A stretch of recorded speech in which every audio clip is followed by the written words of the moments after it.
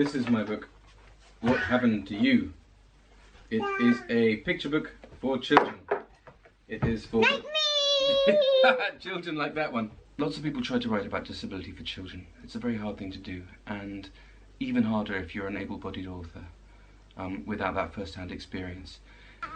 I am a disabled man. I was a disabled child, and I have enough of memory of my childhood to be able to think of the book that would have helped me back then with what was hardest in my life. And what's actually hardest for, probably for most people with visible disabilities, is public perception.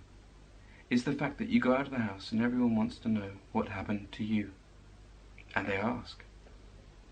If I was to go to a bus stop now, chances are someone might well sit down next to me and say, "I've noticed you've got one leg. Tell me, what happened to you?" Imagine how much more difficult that is for a child, surrounded by other children who are naturally curious and uninhibited.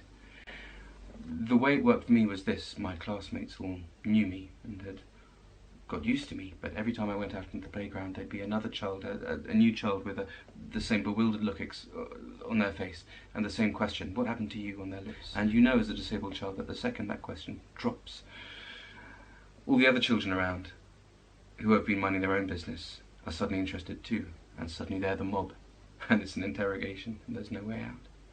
That can be profoundly isolating. I wanted to write a book that would have told me as a child that it wasn't incumbent on me to have to explain myself to everybody else. I didn't have to answer this question. It's personal. It's a very personal question. Even as an adult, it taps down into vulnerabilities and sort of trauma that you don't really want to necessarily go near, even with friends, let alone with people you've never met.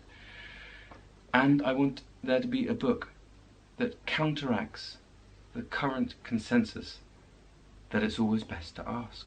All of us, between infancy and adulthood, have to learn that you don't go asking personal questions of strangers. We know this.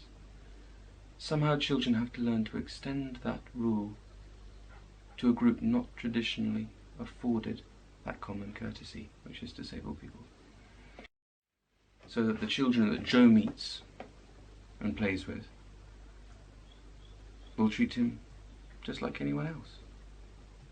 And the adults they grow into will leave me alone at the bus stop.